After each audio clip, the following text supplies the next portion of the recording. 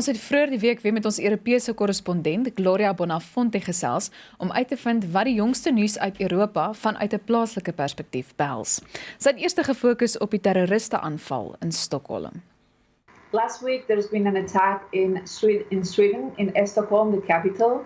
A 39-year-old man from Uzbekistan stole a truck and he collapsed with this truck against a department store. There were explosives inside the truck. The man, before crashing this window of the department store, ran over at least 4 people. He killed 4 people. Among them, there's an 11-year-old girl. And he injured 15 people. The police was looking for him and he was captured 25 miles from Stockholm. He declared that he was guilty. I mean, he admitted that he had performed this attack, and they realized that he had been asking for asylum, but it was rejected. And he was supposed to leave the country in last June, but he didn't. There are more than 20,000 people in this situation that have sought for asylum and were rejected, but they're not leaving the country. So this is one more Islamic attack that we're having in Europe, and right now it's very complicated. This situation is getting really complicated. Gloria het ook gefokus op veiligheidsmaatreëls in Spanje na aanleiding van die aanval in Stockholm. Spain is taking measures against terrorist attacks, especially those that are performed using trucks.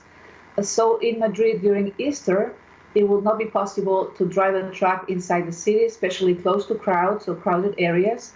Only the public transport and those vehicles allowed by the police can do it.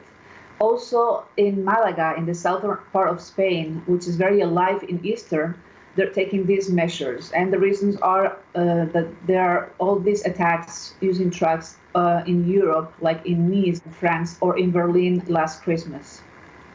Laastens vertel Gloria 'n storie uit Denemarke in verband met 'n man se laaste wense.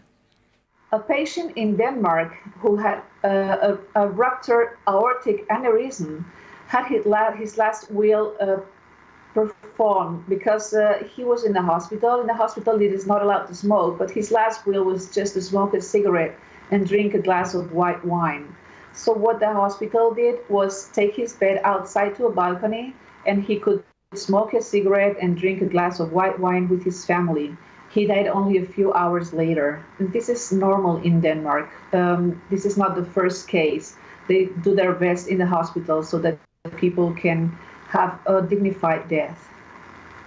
Dit was dan die groot ontbyt se Europese korrespondent Gloria Bonafonte vanuit Barcelona, Spanje. Sy gee volgende week, of althans volgende Vrydag weer 'n oorsig oor wat die jongste nuus uit Europa met betrekking tot 'n plaaslike perspektief behels.